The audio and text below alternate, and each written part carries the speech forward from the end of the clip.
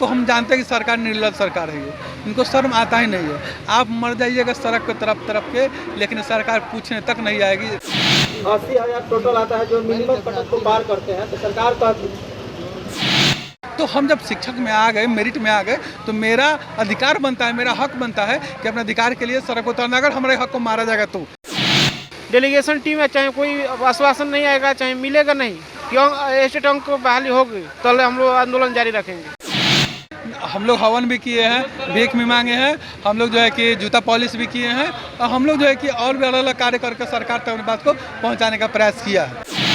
तो भ्रष्टाचार के लिए ये सरकार चाह रही है कि नियोजन इकाई में जाए और अंकों के जो है कि मेरी डिग्री देखा नौकरी पाओ के आधार पे बहाली खुले। STET 2019 के मेरिट लिस्ट में शामिल अभ्यर्थी पिछले कई दिनों से पटना के गर्दनी बाग में धरने पर बैठे हुए हैं, लेकिन अभ्यर्थियों ने सब्जी का स्टॉल लगाया और 100 रुपए के महंगे दाम में लौकी बेच रहे थे। बता दें कि अभ्यर्थी पिछले 9 दिनों से अनोखे अंदाज में प्रदर्शन कर रहे हैं। अभ्यर्थी कभी अपने सर के बाल मुंडवा रहे हैं तो कभी जूता पॉलिश कर रहे हैं। इतने से भी जब अभ्यर्थियों का मन नहीं भरा तो उन्होंने प्रदर्शन के दौरान पकौड़े भी तले। सरकार ने उनकी बात तब भी नहीं मानी तो अभ्यर्थी सब्जी बेचने लगे। अभ्यर्थियों ने अपनी मंशा साफ कर दी है कि वे अब अपने प्रदर्शन को ऐसे ही आगे भी जारी रखेंगे। बता दें कि अभ्यर्थी अपनी नौकरी की मांग को लेकर कई महीनों से प्रदर्शन कर रहे हैं। प्रदर्शन के दौरान उन पर कई बार लाठियां भी चली। आज हम लोग को आंदोलन 10वां दिन है, जारी हो रहा है। हम लोग यही मांग है कि स्टेट अंक पर आधारित बहाली हो और स्टेट अंक पे आधारित हो। हाँ। अच्छा, आप लोग एक शिक्षक हैं, कभी सब्जी बेचते हैं, कभी जूता पॉलिश विरोध करने का अलग अलग मार्ग है, जो सरकार के कानों तक नहीं जा रहा है वो हम लोग पहुँचा रहे हैं। सरकार के कानों तक पहुंचाने के लिए सब कर। हाँ हाँ। अच्छा, कब तक ये जारी रहेगा? जब तक हम लोग को वहाँ से कोई डेलीगेशन टीम है, चाहे कोई आश्वासन नहीं आएगा, चाहे मिलेगा नहीं, क्यों स्टेट अंक को बहाली होगी तो हम लोग आंदोलन जारी रखेंगे। आप लोग सब्जी बेच रहे थे? जी सब्जी क्या होगा?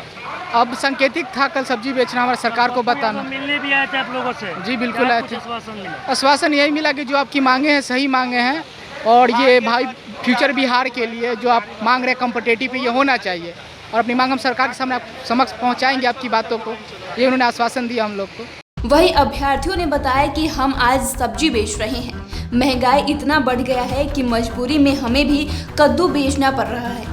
हम 100 रुपए किलो कद्दू बेच रहे हैं। हम लोग कभी सोचे भी नहीं थे कि कितना पढ़ाई करके बीएड करने के बाद STET पास करने के बाद भी सब्जी बेचना पड़ेगा, लेकिन मजबूरी है। हम लोग लगातार ऐसे ही प्रदर्शन करते रहेंगे ताकि सरकार जो पूरी तरह नींद में सोई हुई है वो जागे और हम लोगों को नौकरी दे।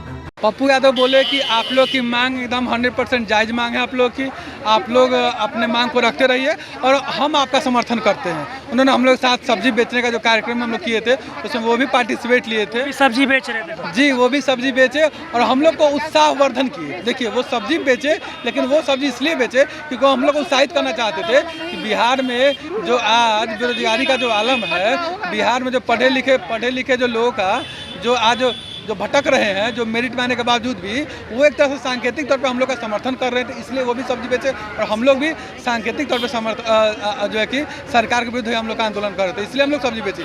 और सब्जी बेचना कोई खराब बात नहीं है। अरे भाई, हमारे पेरेंट्स सब्जी बेचते हैं, ऐसे थोड़ी कि वो सब्जी। आपके पेरेंट्स सब्जी बेचते हैं? जी जरूर, हम लोग घर में साग सब्जी होता है तो हम लोग भी बेचते हैं, ऐसा थोड़ी कि हम लोग तो सब्जी बेचने से पहले आप लोग भीख भी मांग रहे थे।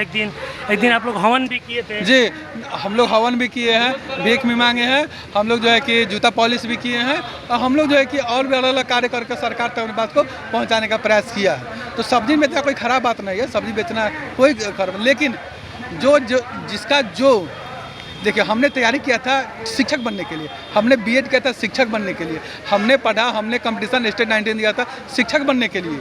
तो हम जब शिक्षक में आ गए, मेरिट में आ गए, तो मेरा अधिकार बनता है, मेरा हक बनता है कि अपने अधिकार के लिए सड़क उतरना। अगर हमारे हक को मारा जाएगा तो शिक्षा मंत्री जी हमारे हक को मारे।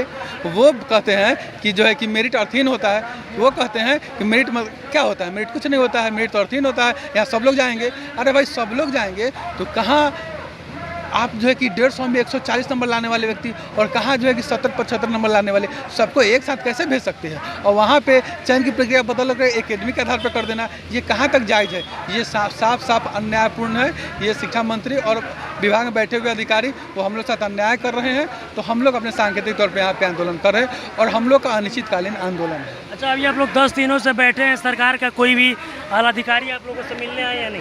नहीं, अभी तक सरकार की तरफ से कोई नहीं आया। देखिए, सरकार तो हम जानते हैं कि सरकार निर्लज सरकार है, ये इनको शर्म आता ही नहीं है। आप मर जाइएगा सड़क पे तरफ के, लेकिन सरकार पूछने तक नहीं आएगी, इतनी सरकार निर्दयी है। लेकिन हम लोग भी ठान लिए कि सरकार मिलने आए या न आए, हम लोग अपने प्राण त्याग देंगे, लेकिन यहाँ से नहीं उठेंगे। कब तक ये आंदोलन जारी रहेगा? आज 10 दिनों से आप लोग बैठे हैं। जी, ये आंदोलन अनिश्चितकालीन रहेगा।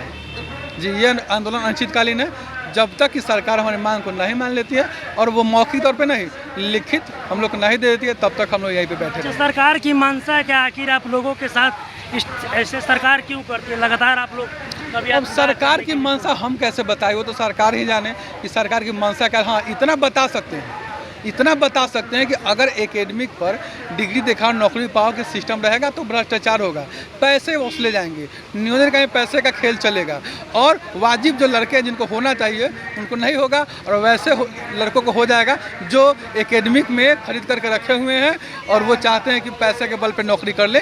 तो भ्रष्टाचार के लिए ये सरकार चाह रही है कि नियोजन इकाई में जाए और अंकों के जो है कि मेरी डिग्री दिखाओ नौकरी पाओ के आधार पर बहाली खुले। मतलब कहने का मतलब है कि सरकार भ्रष्टाचार करना चाहती है। हाँ, कहीं ना कहीं तो इससे यही साबित होता है ना भाई। आप अगर प्रतियोगिता परीक्षा के आधार पर नहीं लेना चाहते हैं, डिग्री दिखाओ नौकरी पाओ के आधार पर आप लेना चाहते हैं, तो कहीं ना कहीं भ्रष्टाचार को बढ़ावा देना ही है। ये डायरेक्टली इनडायरेक्टली बढ़ावा देना ही होता है जी। और हम लोग का मांग बस 3 है। हम लोग का 3 ही मांग है कि ऑनलाइन सेंट्रलाइज बहाली कराइए, ऑनलाइन और सेंट्रलाइज जो कि पारदर्शी होता है ऑनलाइन। दूसरा, स्टेट के अंकों पे बहाली करवाइए और तीसरी मांग है कि तुरंत बहाली खोलिए। ये हम लोग अब 19 से अभी तक इंतजार कर रहे हैं, तो तुरंत बहाली खोलिए और हम लोग तुरंत क्योंकि नियोजन में भेजिए हम लोग को, हमारे स्टेट के अंकों पे कर दीजिए।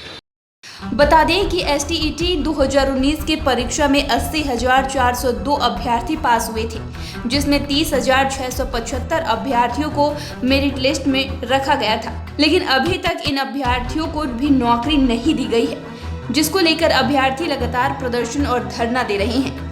पटना से बोलता बिहार की रिपोर्ट। आपको हमारी रिपोर्ट कैसी लगी हमें कमेंट कर ज़रूर बताएं। अगर अभी तक आपने हमारे चैनल को सब्सक्राइब नहीं किया है तो सब्सक्राइब करें।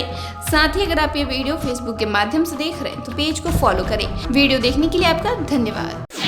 तो हम जानते हैं कि सरकार निर्लज सरकार है, ये इनको शर्म आता ही नहीं है। आप मर जाइएगा सड़क पे तरफ के, लेकिन सरकार पूछने तक नहीं आएगी। 80,000 टोटल आता है जो मिनिमम कटअप को पार करते हैं, तो सरकार का तो हम जब शिक्षक में आ गए, मेरिट में आ गए, तो मेरा अधिकार बनता है, मेरा हक बनता है कि अपने अधिकार के लिए सड़क उतरना। अगर हमारे हक को मारा जाएगा तो